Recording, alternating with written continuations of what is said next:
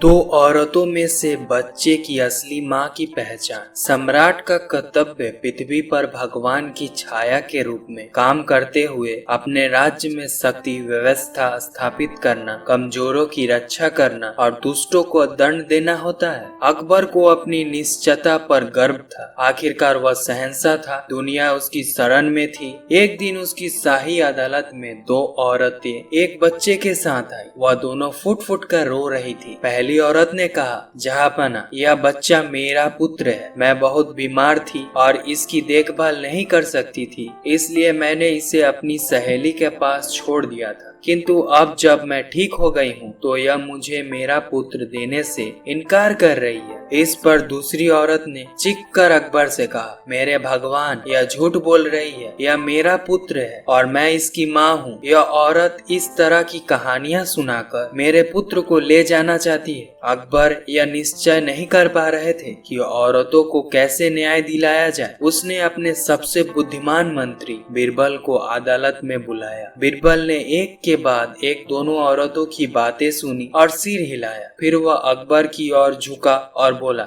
जहाँपना, दोनों ही औरतें इस बच्चे की माँ होने का दावा कर रही हैं, इसलिए हम इन दोनों को बच्चे दे देते हैं। बादशाह के साथ साथ अदालत ने भी बीरबल को आश्चर्य से देखा। बीरबल ने द्वारपाल से कहा, इस बच्चे को पकड़कर शाही कसाई को दे दो और इसे दो भाग करने को कहो। जब द्वारपाल ने पहली औरत के हाथ से बच्चे को लिया तो वह जोर से चिल्लाई और बादशाह के पैरों पर गिर गई। उसने विनती की, दया मेरे प्रभु, मेरे बच्चे को नुकसान मत पहुंचाओ। दूसरी औरत को ही मेरे बच्चे को रखने दो। मैं अपनी शिकायत वापस लेती हूँ। मैं अपने बच्चे से बहुत प्यार करती हूँ और उसे हानि पहुँचाते हुए नहीं देख सकती। बीरबल मुस्कुराया और अकबर से बोला, महाराज, यह बच्चे की असली माँ है। एक माँ कुछ भी सहन कर सकती है, किंतु उसके बच्चे को कोई हानि पहुँचे यह सहन नहीं कर सकती। अदालत में मौजूद हर किसी ने बीरबल की बुद्धि की सराहना की। अकबर ने बीरबल को इस समस्या को सुलझाने के लिए सुंदर उपहार दिया। अगर आपको यह कहानी अच्छी लगी हो